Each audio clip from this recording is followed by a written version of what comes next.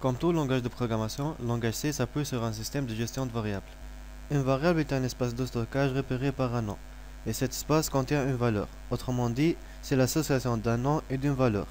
Et cette valeur, on pourra la réutiliser en utilisant le nom de la variable. Et elle peut être de plusieurs types.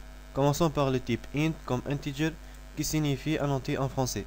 La déclaration d'une variable se fait comme ceci. On met le type de la variable, ici on parle d'entier donc on met un int, suivi de son nom.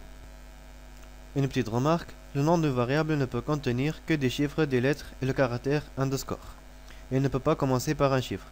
Autre chose, le langage C est sensible à la casse, c'est-à-dire les variables petit a et la variable grand A sont deux variables différentes.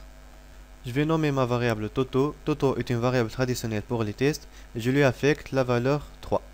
Je mets un point virgule. Toute instruction en langage C doit impérativement se terminer par un point virgule. Et maintenant on va afficher la valeur que contient la variable Toto.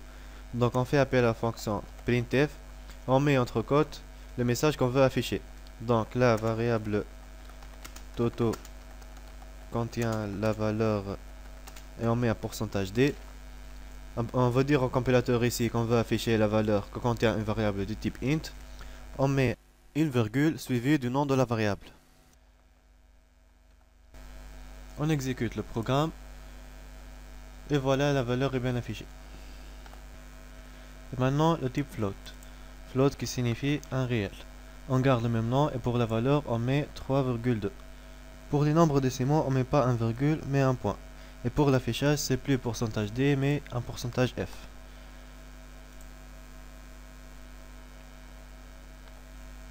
Si par exemple, on veut juste afficher deux chiffres après la virgule, on met pourcentage, point, le nombre de chiffres à afficher 2 et F. Il existe aussi le type double qui permet de stocker des nombres réels. La différence entre ce type et le type précédent, c'est que l'intervalle de double est plus large en nombre de stockage. Donc, on met double. Et pour l'affichage, c'est pourcentage LF.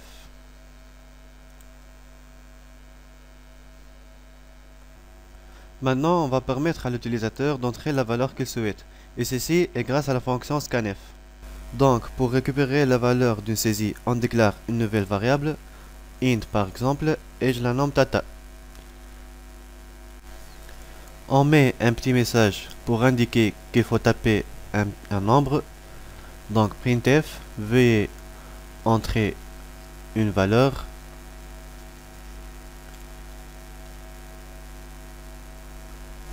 Et maintenant, la fonction scanf. Cette fonction ressemble beaucoup à printf. On doit toujours mettre le pourcentage d pour un entier, scanf pourcentage d, on met un virgule, puis un et commercial et le nom de la variable. De cette façon, le nombre tapé par l'utilisateur est enregistré dans la variable tata. Et pour l'affichage, il est possible d'afficher la valeur de plusieurs variables dans un seul printf. Il suffit pour cela d'indiquer des pourcentages d et pourcentage f là où on veut, puis indiquer les noms de variables correspondantes dans le même ordre, séparés par des virgules. Pour notre exemple, la variable Toto contient la valeur pourcentage LF et tata pourcentage d, et on met les noms des variables dans le même ordre.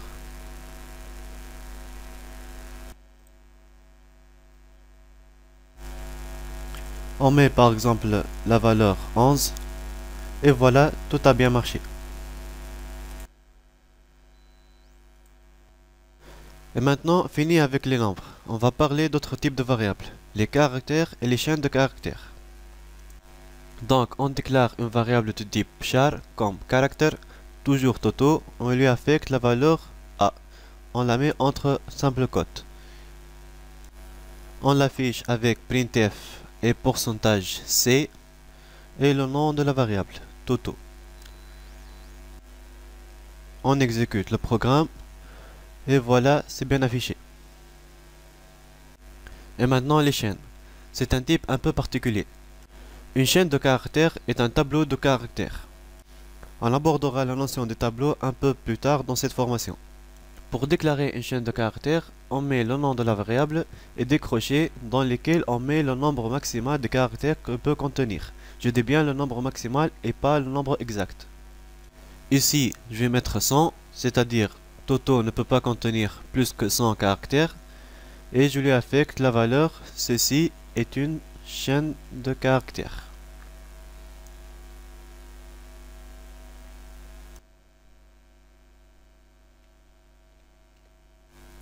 Pour l'afficher, c'est toujours avec printf et un pourcentage %s et le nom de la variable. On exécute et voilà, c'est bien affiché. Et pour finir, je vais parler des constantes. Une constante est une variable particulière dont la valeur reste constante toute la durée du programme. Pour la déclaration, c'est simple. Il faut juste utiliser le mot-clé const juste devant le type quand vous déclarez votre variable. Et par convention, les constantes ont toujours un nom en majuscule. Ici, j'ai déclaré une constante nbmax qui a comme valeur 100.